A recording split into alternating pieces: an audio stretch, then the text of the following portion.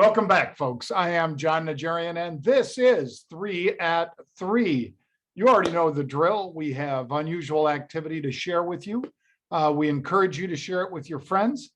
We also encourage you to check out our YouTube channel. Tens of thousands of you have joined. We appreciate that. All of our videos go up there for free. So if you miss it and you don't find it on Twitter for one reason or another, feel free to go over to YouTube, type Market Rebellion, and then click subscribe, and you'll get all of our videos. Thousands of them are there, and they're all free. All right, with that said, let's get started. And we're starting off today with KRE. This is a uranium play. You may have heard me mention it on CNBC. CCJ is the symbol. The stock was basically trading about $22 when we noticed unusual option activity. What does that mean? If you're new to this unusual option activity, we basically have 3 V's in addition to all the other metrics that we apply. Those 3 V's are volatility, velocity, and volume.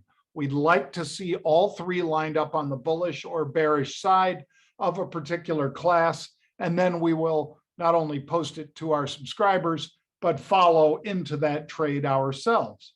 So in the case of KRE, this happened. As you see, the stock was $22.51 at the time. It was 22 when we first saw these 12,500 or 12,600 December 25 calls. Big numbers of those calls. I'm just going to refresh and see what I show as, by the way, the latest numbers there, CCJ. The strike price tells us the level, of course. The expiration tells us the time frame. So there's a lot embedded in the information that we're able to glean. Now, those December 25 calls have now topped 29,400, more than double the amount that we first triggered for this trade this morning. So CCJ, December 25 calls, massive buying today with the stock at 22. And as you see, stock to 22.59. And right now it's basically 23 bucks. So it's higher by almost $1 from when we got in and higher by 50 cents than when we first saw this one. Second trade is Regional Bank ETF KRE. The KRE Regional Banking Index. Now, this one has been falling steadily, folks, steadily. We had unusual puts on it when it was a $70 stock or ETF, and it has kept going down, down, down. Well, now we have a fresh trade back in it, October 62 puts. There you see 17,000. That represents 1.7 million share equivalent. Big trade. When somebody trades big, we want to follow them. We want to pay attention to when somebody's committing multi-millions of dollars to a particular trade.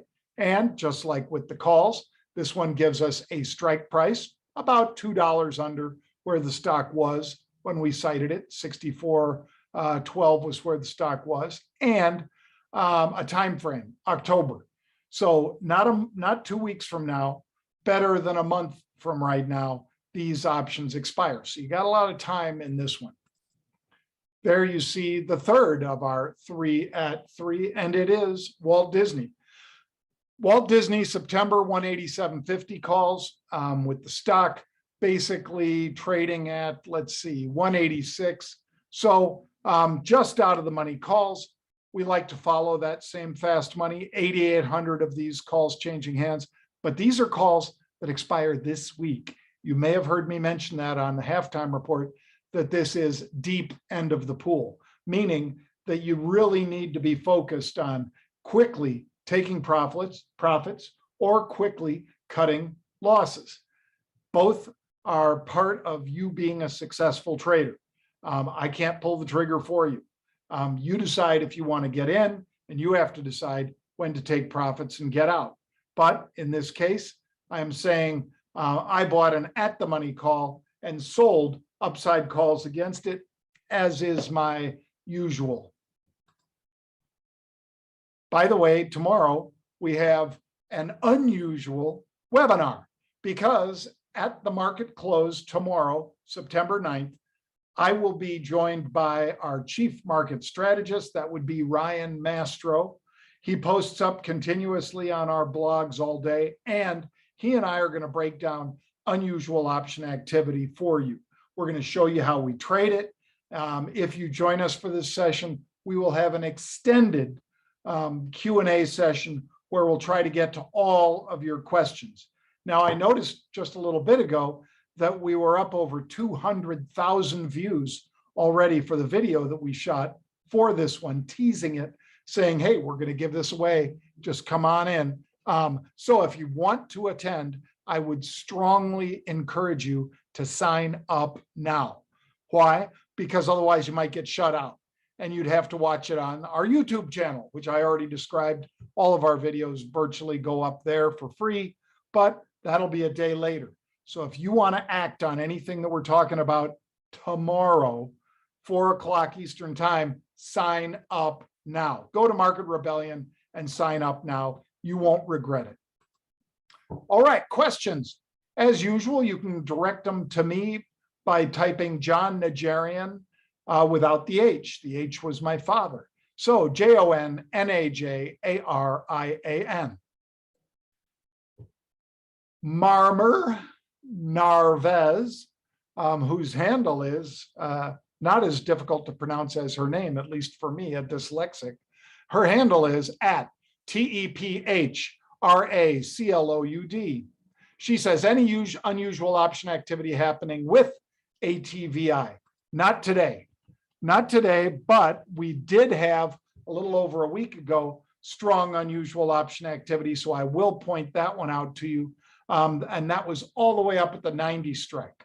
So with the Activision Blizzard trading at 80, $10 out of the money, you already know, Marmir, that I didn't buy those 90s. I bought an at the money, sold an upside call against it. But yes, to answer her question, we do have unusual option activity, just not today. Clove, CLOV, call buyers apparently like this dip. 27,000 of the September 10 calls bought just today. And this comes our way of at Ian Hirsch, IANHERSH. So Ian is correct. CLOV was one we had for unusual activity yesterday, traded down 12% today, and then they came scrambling in to buy more. Now, they have integrated with Athena Health's market-leading EHR. That's good news. However, this one traded down and lost a lot of the luster for whatever reason that it had yesterday. But we'll stay with it and keep our eye on this one going forward. Apple Watch, John B. Case says, and his handle is JOHN, he has an H like my dad, B. Case, C-A-S-E. Didn't you play pro football or in professional rather, or college football? Perhaps your athleticism could explain this discrepancy. And what he's addressing there, folks, is that I've been complaining that my Apple Watch doesn't get my calories right. I know it doesn't, because I ran nearly 5 miles from my house to Hollywood, which is 5,600 north from 2,000 north on the north side of Chicago. And I know that's about a 5-mile run. My watch accurately picked up how far it was, but it said I only burned about 200 calories. There is no way a 6'2", 210-pound man burns 200 calories on that run. Just no way. So it's wrong. And I don't know that it's accurately tracking my distances either. So I have tried, I've had to reset it. I'm going to reset it again, but I wish it was my athleticism, as you say, that could explain the discrepancy. But overall, I don't know what the problem is. I love the Apple Watch for so many things.